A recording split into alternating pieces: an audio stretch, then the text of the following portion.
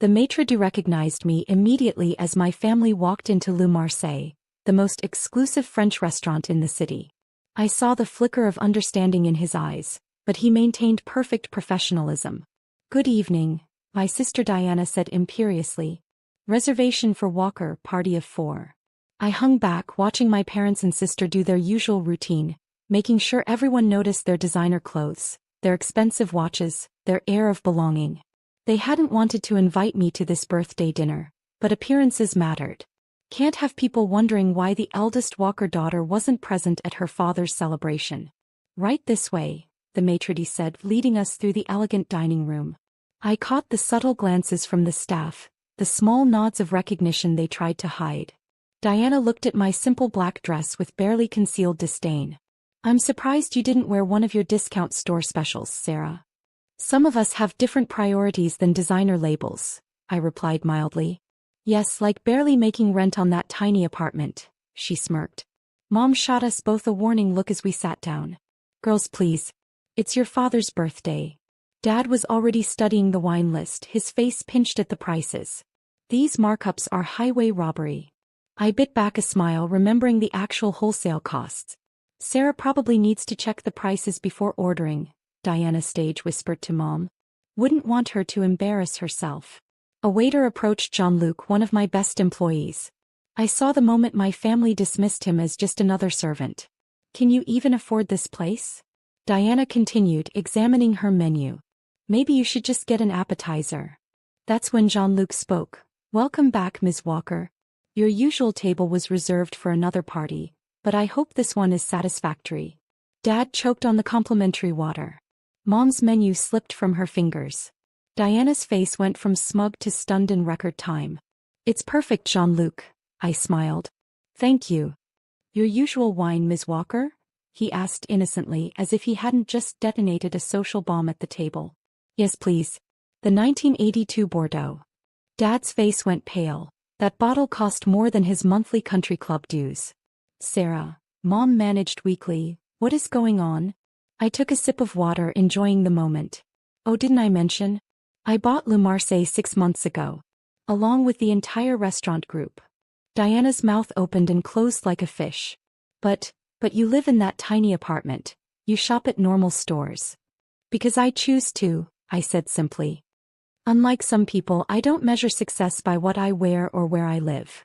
Jean-Luc returned with the wine, presenting it with a flourish. "An excellent choice as always, Ms. Walker. Shall I have Chef Michel prepare your favorite soufflé for dessert?" "That would be lovely," I smiled. "And please bring us the full tasting menu. It's a special occasion after all." As Jean-Luc departed, silence descended on the table. The kind of silence that comes when people realize they've been sneering at the owner of the establishment. My phone buzzed. Probably another update about the new location we were opening in London. But that could wait. Right now, I was going to enjoy watching my family try to process that their poor daughter owned not just this restaurant, but the entire chain of high-end establishments they love to flaunt their wealth in. Sometimes the best revenge isn't telling people you're successful. It's letting them figure it out while they're in the middle of mocking you. Dad took a large gulp of his water, probably wishing it was something stronger. Diana was frantically Googling under the table, no doubt looking up the restaurant group's ownership. Me. I just sat back, picked up my menu, though I knew every item by heart, and smiled. Dinner was about to get very interesting. The tasting menu arrived, each course more exquisite than the last. Chef Michel was showing off tonight, knowing I was at the table. My family sat in uncomfortable silence, picking at their food while trying to process their new reality. "So," Dad finally managed, his voice strained, "how exactly did this happen?" I took a sip of the perfectly aged Bordeaux. "Remember that wasteful MBA program you refused to pay for? The one you said would never amount to anything, because I focused on restaurant management instead of finance like Diana." He shifted uncomfortably in his chair. Diana suddenly became very interested in her foie gras. "Turns out there was a market for revolutionizing high-end restaurant operations," I continued. "My company now owns 32 establishments across 3 continents." Mom's fork clattered against her plate. 32. Including Le Cirque in New York, La Maison in Paris, and that little place in London where you celebrated your anniversary last year, I added casually. The one you bragged about getting impossible reservations for. Diana's face flushed. That's why they seated us immediately when I dropped the Walker name. Indeed, I smiled. Though you really shouldn't be rude to the staff there. They tell me everything. Jean-Luc appeared with the next course, a perfectly seared scallop dish that wasn't even on the regular menu. Chef Michel's newest creation, he announced. He'd like your opinion, Ms. Walker, before we add it to the permanent menu. I could see Dad calculating the value of my empire in his head, the same man who told me I was throwing away my potential on restaurants instead of joining his investment firm. The London location opens next month, I mentioned, sampling the scallop. We're already booked solid for the first 3 months. London. Mom's voice was faint. But you said you couldn't afford to join us for our London trip last summer. I was there, I replied. Overseeing construction of my new restaurant. I just stayed in my penthouse instead of the family hotel. Diana's phone buzzed. Probably one of her society friends who'd spotted us and spread the word about who really owned their favorite restaurant. Is that why you never moved to a bigger apartment? She asked. Never bought designer clothes? I prefer to invest in things that matter, I said. Like paying my staff the highest wages in the industry. Providing health insurance and education benefits. Creating something meaningful instead of just showing off wealth. The sommelier approached with another bottle of wine. Ms. Walker, that investment group is here again. They're offering to buy the restaurant chain. Tell them what you always tell them, Philippe, I smiled. Not for sale at any price. Dad nearly dropped his glass. Investment group? Morgan Stanley, I said casually. They've been trying to acquire us for months. Offered 12 times earnings last week. The look on his face, the investment banker who dismissed my business plan years ago, was priceless. Mom leaned forward. Darling, why didn't you tell us? We've been so worried about you living so modestly. Because success isn't about showing off, Mom. It's about building something real. I gestured around the elegant dining room. Everything I own I built myself. No family money, no connections, no trust fund. Diana's face had moved from shock to calculation. So, about reservations. Still need to be made in advance, I cut her off. Your name doesn't guarantee special treatment anymore. In fact, I smiled sweetly, you might find some of our establishments mysteriously booked when you call. The dessert cart approached Chef Michel's famous soufflé, paired with a vintage port that cost more than Diana's designer purse. Happy birthday, Dad, I raised my glass. Consider dinner my treat. As it has been every time you've dined in one of my restaurants for the past year. Sometimes the best revenge isn't just owning the restaurant. It's letting them realize they've been unknowingly depending on your generosity all along. The port was excellent. Almost as excellent as watching my family try to swallow their pride along with their dessert. As coffee was served, the dynamic at the table had shifted completely. Gone was Diana's condescension, replaced by awkward attempts at flattery. Mom kept mentioning friends who would love to invest in my next venture.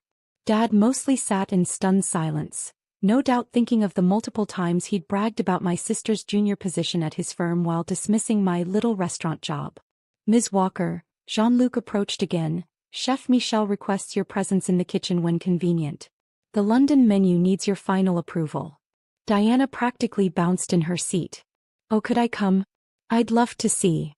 The kitchen is for staff and ownership only, I cut her off politely. Health regulations, you understand. Mom tried a different approach.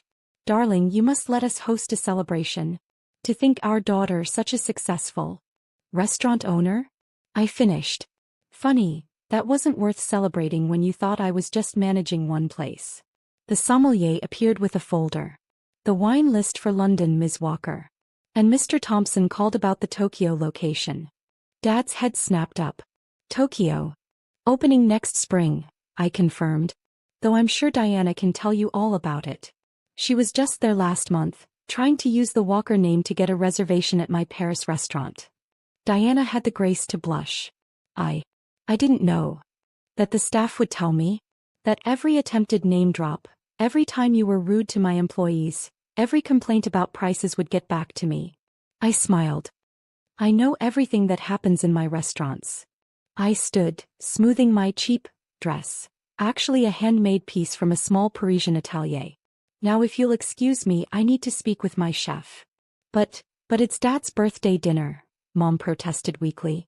And I've paid for it as I've paid for every meal you've had in my establishments. I gestured to Jean-Luc. Please make sure my family has everything they need.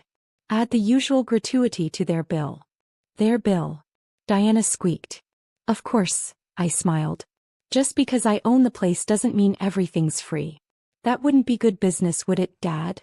In the kitchen, Chef Michel greeted me with his usual enthusiasm, showing me the planned menu for London.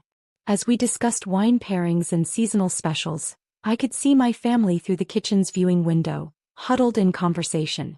My phone buzzed with a text from Diana. I'm sorry. For everything. For how we treated you. Another from Mom. We were wrong. So wrong. And finally one from Dad. I never saw it. Your vision, your potential. Can we talk? Please. I typed out a single response to all of them. Reservations required. 3-month waiting list. No exceptions.